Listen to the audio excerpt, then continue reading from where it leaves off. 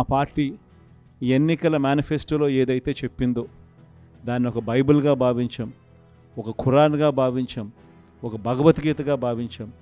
చెప్పిన ప్రతి పథకము క్యాలెండర్ ఇచ్చి, సంవత్సరం పొడుగునా ఏ నెలలో ఏ పథకం ఇస్తామో క్యాలెండర్ ఇచ్చి, ఆ క్యాలెండర్ చొప్పున మా నాయకుడు బటన్లు నొక్కాడు. నేరుగా మీ ఇంటికే వచ్చే కార్యక్రమం మా వైఎస్ఆర్ కాంగ్రెస్ పార్టీ పాలనలో జరిగింది అని గర్వంగా చెప్పుకునే కార్యక్రమం మనం చేయగలిగాము అని చెప్పి ఇవాళకి చెప్పగలుగుతాం. ఎప్పుడైనా కూడా ఒకటి గుర్తుపెట్టుకోండి, రాజకీయాలలో ఎప్పుడైనా కూడా ఎవరైనా కూడా ఎదగాలనుకుంటే కష్టకాలం వచ్చినప్పుడు ఆ కష్టాలలో మనం ఎలా ప్రవర్తించాము అన్నది ప్రజలు చూస్తూ ఉంటారు. ఆ ప్రజలే మనకు శ్రీరామ రక్షక తోడుగా ఉంటారు. దయచేసి మీ అందరికీ కూడా నేను ఒకటి చెప్తా ఉన్నా, రాజకీయాలలో విలువలు ఉండాలి. రాజకీయాలలో ఉన్నప్పుడు విశ్వసనీయత అన్న పదానికి అర్థం తెలిసి ఉండాలి. కష్టాలు వస్తాయి, కష్టాలు రాకుండా ఏ సృష్టి ఉండదు. కానీ ఒక చీకటి వచ్చిన తర్వాత ఖచ్చితంగా పగలు రాక తప్పదు. చీకటి వచ్చిన తర్వాత మళ్ళీ వెలుతురు రాక తప్పదు. ఆ చీకటిలో ఉన్నప్పుడు, ఆ కష్టాల్లో ఉన్నప్పుడు మనమేమిటి అన్నది ప్రజలు మనల్ని చూస్తారు. మనమేమిటి అన్నది ప్రజలు మనల్ని చూసినప్పుడు ప్రజలు మన పట్ల ఫలాని వాడు మా నాయకుడు అని చెప్పుకునేంత రీతిలో మన యాటిట్యూడు, మన బిహేవియరు, మన క్యారెక్టరు, మన గుణగుణాలు ఉన్నప్పుడు ఆటోమేటిక్లీ మళ్ళీ మనం ఇప్పుడున్న స్థానం కన్నా ఇంకా పై స్థానంలోకి ఎదుగుతాం. ఇది మాత్రం ప్రతి ఒక్కరూ ఖచ్చితంగా గుర్తుపెట్టుకోమని కోరుతా ఉన్నా. మీ అందరికీ నేను ఒకటే చెప్తా ఉన్నా, జగన్ గురించి మాట్లాడాల్సి వస్తే ఎక్కడైనా ఏ ఇంట్లో అయినా కానీ ఎవరైనా ఏం మాట్లాడతారనంటే, జగన్ బాగా చూసుకున్నాడబ్బా, జగన్ మా అందరికీ పలావ్ పెట్టాడు, బాగా చూసుకున్నాడు. కానీ చంద్రబాబు నాయుడు బిర్యానీ పెడతానన్నాడు, కాబట్టి కాస్తో కూస్తో మోసపోయాము. ఇప్పుడు ఆయన పాలన వచ్చింది, బిర్యానీ పోయింది, పలావు పోయింది, పస్తు పండుకునే పరిస్థితిలోకి వచ్చినాము అని చెప్పి మాట ఇవాళ ప్రతి ఇంట్లో కూడా వినిపిస్తూ ఉంది. కాబట్టి ఖచ్చితంగా చంద్రబాబు నాయుడు చేసే మోసాలు, అబద్ధాలను చాలా వేగంగా ఆయన చుట్టుకుంటాయి. ఈరోజు నిజంగా స్కూళ్ళు దారుణంగా చెడిపోయే పరిస్థితులకు వచ్చినాయి, హాస్పిటళ్ళు దారుణంగా చెడిపోయే పరిస్థితులకు వచ్చినాయి. ఈరోజు వ్యవసాయంలో రైతులందరూ మళ్ళీ క్యూలలో నిలబడే పరిస్థితులకి ఇవాళ కనిపిస్తూ ఉంది.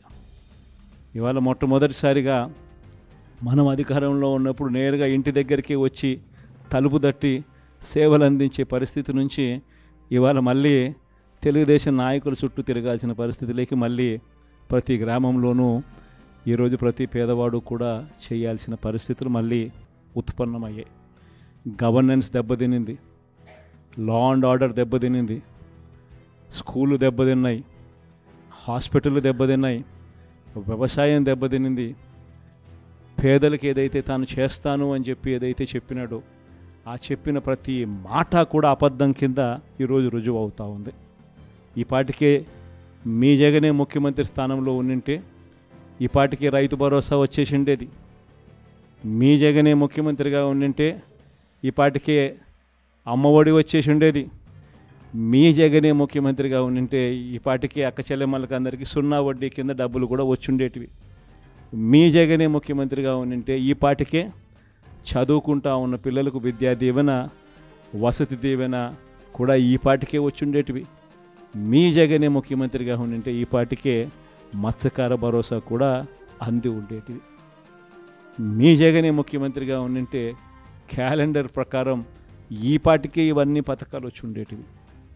కానీ ఈ తేడా ప్రజలు గమనిస్తూనే ఉండరు. జగన్ లేనిదానికి జగన్ ఉన్నదానికి మధ్య తేడా అన్నది గమనిస్తూనే ఉండరు.